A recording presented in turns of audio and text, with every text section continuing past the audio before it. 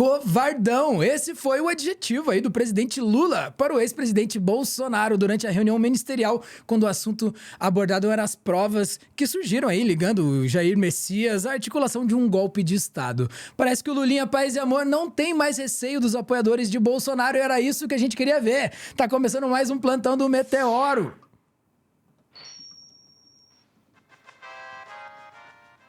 E seguimos aqui na nossa nave-mãe, diretamente de Salvador, estou com Daiane. Salve, Daiane Oliveira.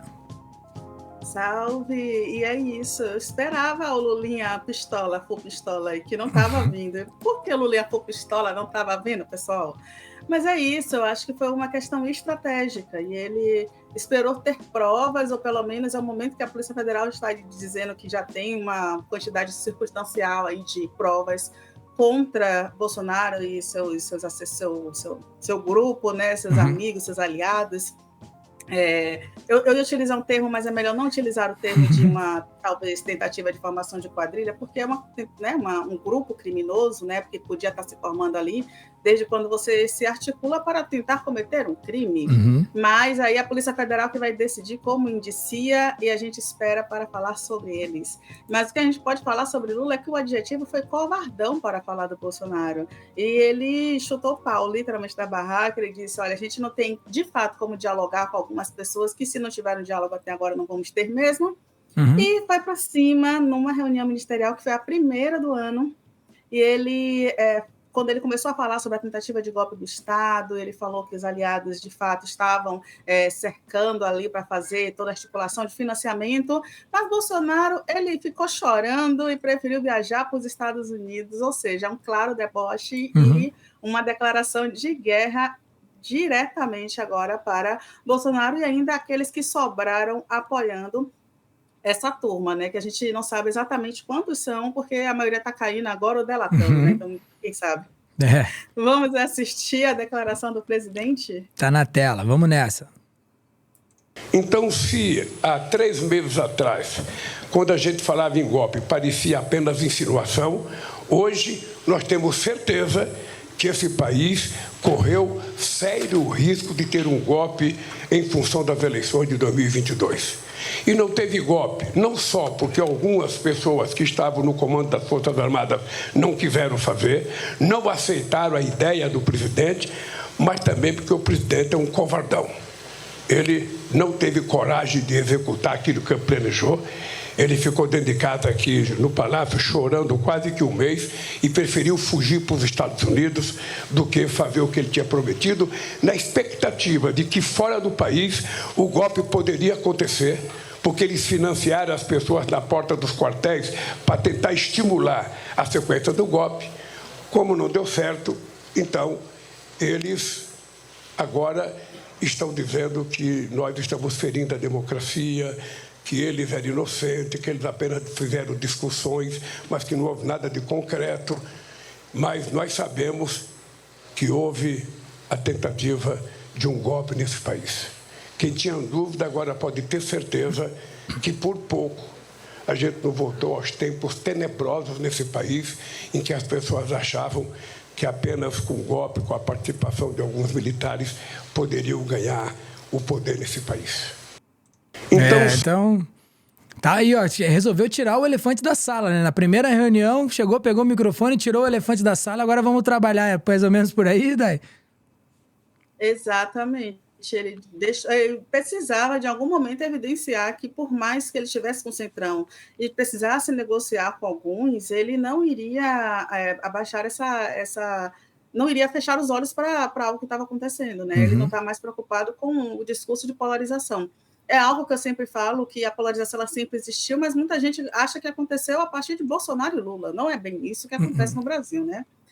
Se acirrou, a violência realmente foi para as redes sociais e também foi para as ruas, etc e tal. Ok, mas o pobre nunca gostou, o rico nunca gostou do pobre, a galera que detinha o poder nunca quis... Exato, a galera que detinha o poder nunca quis que os emergentes começassem a sair, né? Então, um pobre entrando na universidade, pobre tendo acesso a comprar carro e financiar imóvel, era um absurdo. A gente tem várias imagens sobre isso, inclusive aquela famosa do aeroporto, né? Agora isso aqui virou uma rodoviária, a galera da classe média sempre pensou nisso. Então, assim, polarização sempre existiu. Mas o Lula, ele tentava ainda dialogar, até agora ele tentava dialogar com os bolsonaristas, como ele ainda está comedido ao falar do Exército, ele não quer perder o apoio do Exército. Ok que o Exército também tenta se redimir e dizer que, né, se proteger de todas as formas, mas o Lula ele está ainda com passos delicados em relação ao Exército, para não criar mais animosidade. Só que com os bolsonaristas, depois daquela paulista ali, e também se aproximando a marcha agora contra a ditadura, pró-governo de esquerda, ele disse assim, não, a gente precisa dar força para esse pessoal ir para as ruas, e eu acho que foi isso que ele fez.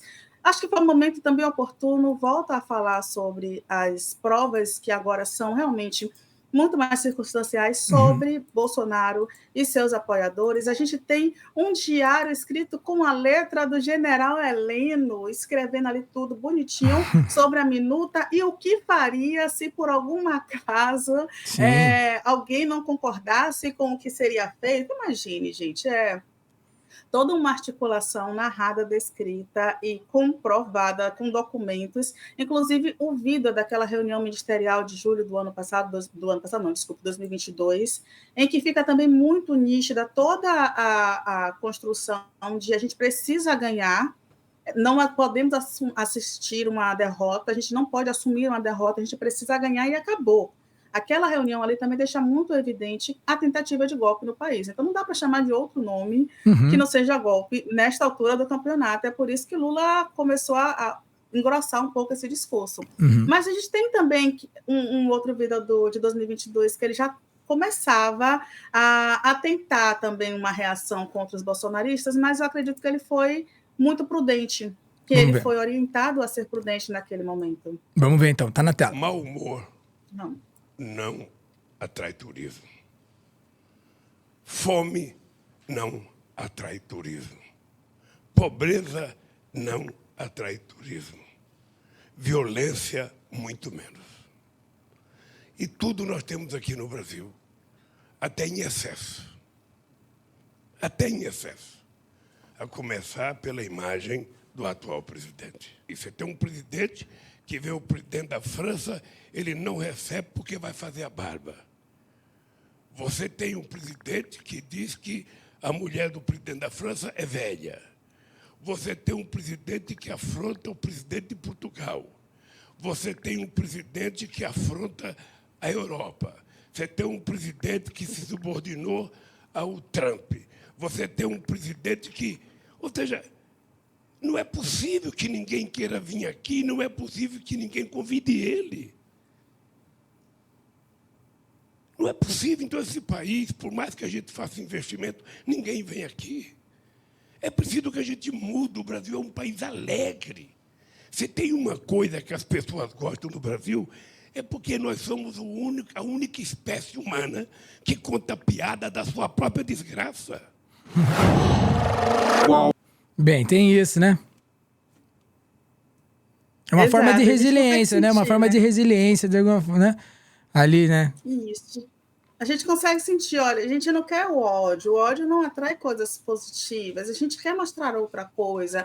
Você sentir uma alfinetada ali, não é isso que a gente quer, mas você não sentia ele é covarde, ele se acovardou, né? Sim, sim. Apesar de que em outro momento ele já tinha chamado Bolsonaro de covarde e mentiroso, por de fato, em um momento ali mais da campanha política de fake news, um histórico de fake news, Lula falou que ele era covarde e mentiroso, o TSE manteve, inclusive, vida no ar, tudo bem, mas aquilo ali passou.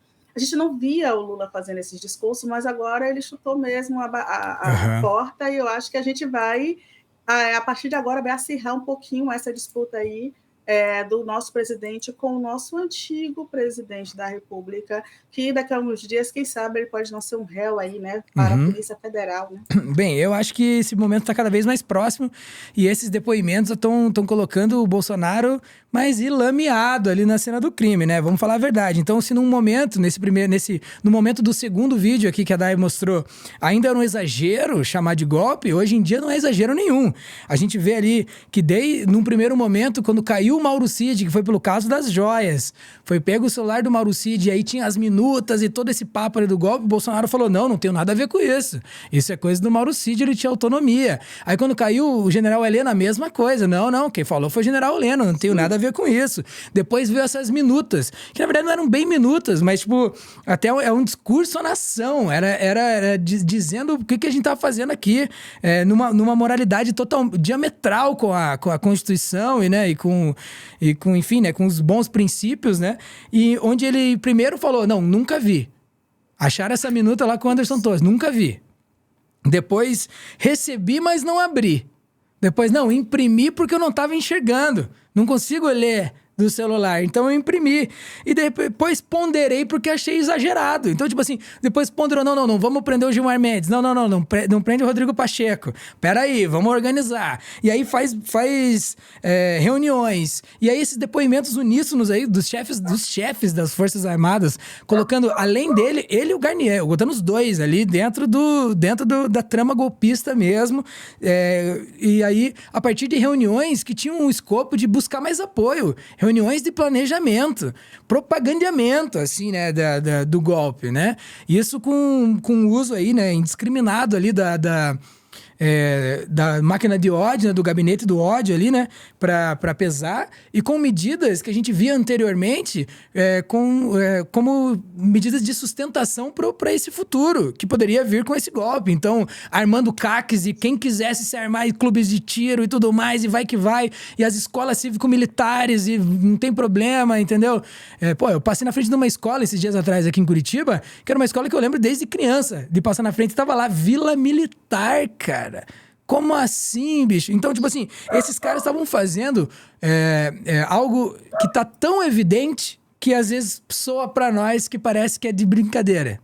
E acho que é essa que é a grande jogada que eles estão tentando jogar. Tipo assim, eu tinha intenção, mas não fiz. Não, peraí, não é que você teve a intenção. Ou eu imaginei que poderia fazer. E no escuro do meu quarto, eu imaginei como seria. E na solidão do meu Campari, eu tramei um golpe de Estado. Não, cara. Entendeu? Isso. Os pontos do golpe... E para quem não lembra... estavam ali.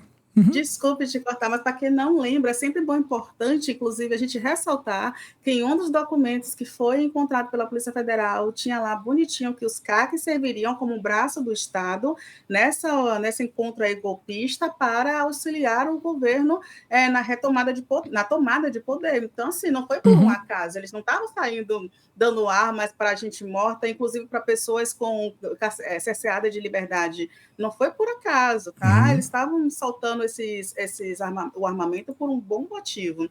Foi uma tentativa de golpe, né, gente? Não tem o que dizer. E ainda bem que a gente não tem como dizer, né? E o que a gente pode dizer aí de Lula é que é engraçado, pelo menos a gente ouvi-lo falar que o Bolsonaro é um covardão que ficou vários dias chorando, porque pelo menos alivia um pouquinho algumas tensões que a gente vinha acompanhando aí nos últimos tempos na política, né? Agora a gente já sabe qual é o posicionamento. Ele falou que o brasileiro é um povo alegre, tá aí, meu. Me alegrei com o Lula chamando o Bolsonaro de covardão, até porque é muito medo desses caras, mas também é muito delírio desses caras, né, meu? Acharem que podem fazer alguma coisa contra a realidade democrática, né?